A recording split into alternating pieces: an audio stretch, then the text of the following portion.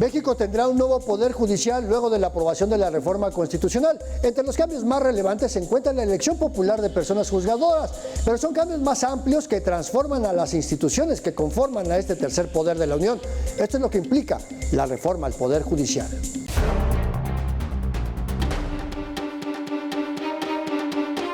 En 2021 se dio la última reforma al Poder Judicial de la Federación, que incluyó la obligación de juzgar con perspectiva de género, respetando los derechos humanos y que se hiciera en las lenguas originarias e indígenas de acuerdo a la población atendida. Una reforma impulsada por el entonces ministro presidente de la Suprema Corte de Justicia, Arturo Saldívar Lelo de la Rea. En diciembre de 1994, el Congreso aprobó la reforma impulsada por el expresidente Ernesto Zedillo, que ordenó, entre otras cosas, la jubilación de todo el pleno de la Corte, que de 26 ministros se redujera a 11, que se crearan las 2 salas superiores y el Consejo de la Judicatura como instancia para vigilar la actuación de los jueces, magistrados y ministros y responsables de la administración del presupuesto del Poder Judicial. La reciente reforma al tercer poder establece un nuevo modelo de impartición de justicia a nivel federal. El nuevo pleno de la Corte estará integrado por 9 ministros y ministras que deberán resolver todos los asuntos que reciba en un plazo máximo de 6 meses y sus resoluciones serán por mayoría de al menos 6 votos. Porque son 9 ministros, con la reducción de 11 a 9 ministros,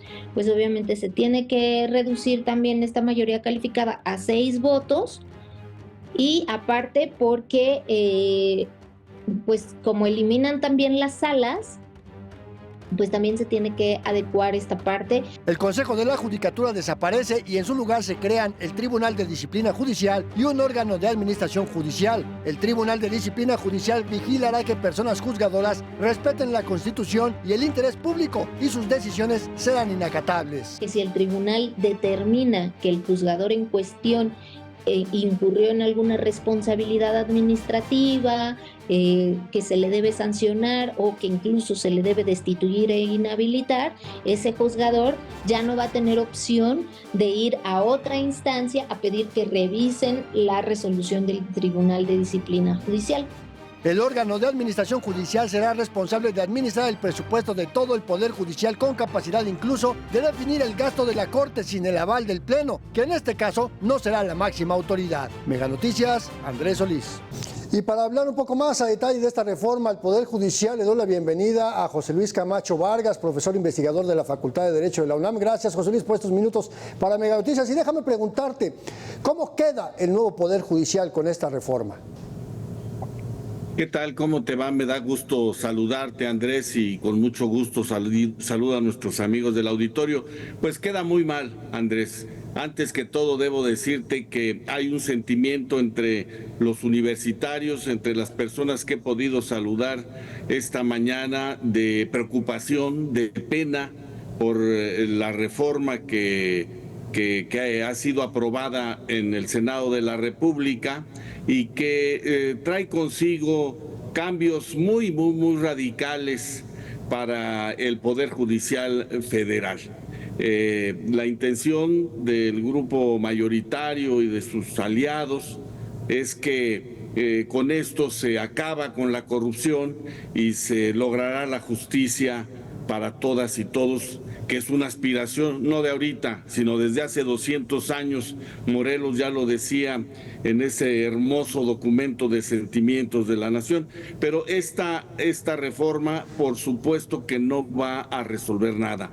Ahora, con esta nueva estructura, ¿cómo se van a ir desahogando los asuntos en el Pleno de la Suprema, en los tribunales?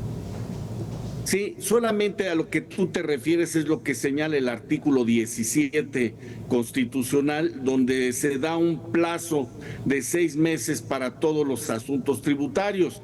Esto, bueno, pues es una navaja de doble filo, porque no porque se anoten que van a ser meses, vas a sacar al vapor el asunto del que se trate, y muchas veces se trata de cuantías inmensas. Hemos escuchado el asunto de estos señores pillos que tengo entendido del canal, lo que fue el canal 13 o TV Azteca, donde deben cientos de miles de millones de pesos al fisco, pero no se ha resuelto porque no se ha probado ni de una parte ni del otro la objetividad del asunto, y no se va a tomar una decisión arbitraria por parte del juzgador para que se decida a la brevedad posible. Todo esto tiene un problema muy serio que no es solamente asunto del Poder Judicial. Aquí tienen que ver las fiscalías, tienen que ver las policías, tienen que ver los tribunales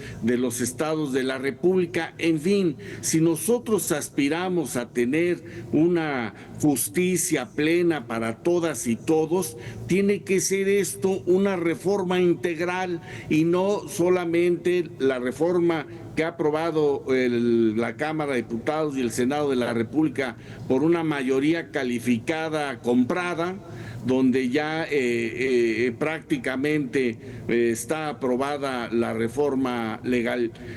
Finalmente, José Luis, déjame preguntarte, ¿cómo va a ser el trabajo, la coordinación con los poderes judiciales en los estados? No tiene que ver nada absolutamente la justicia federal con la justicia estatal. Además, eso no viene en la reforma. Estaríamos hablando ya de la ley orgánica del Poder Judicial, o estaríamos hablando de la ley de amparo o de otros ordenamientos, pero no estrictamente en esto. Lo único que sí te puedo decir es que van a desaparecer lo que se conoce como las salas de la Suprema Corte de Justicia. Actualmente hay 2 salas formadas por 5 ministros cada una de ellas, y eso se las echan al pico porque ya no se va a poder realizar trabajo en las salas, y la intención de que haya salas es para que desahoguen el trabajo y no llegue hasta el pleno todos los asuntos. Así es que, no habiendo salas, todo va a ir al pleno de la Suprema Corte de Justicia. Escuchaba una nota ayer de que todos los años se generan alrededor de 2.400.000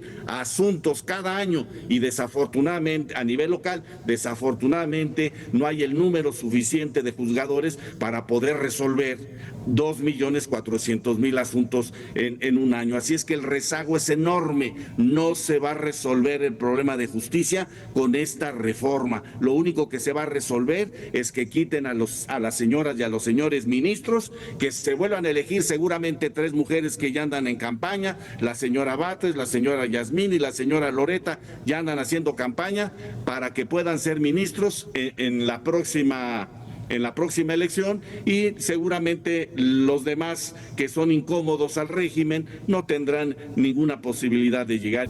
Gracias, José Luis, por esta explicación, y para mayor información visítenos en meganoticias.mx y síganos en nuestras redes sociodigitales.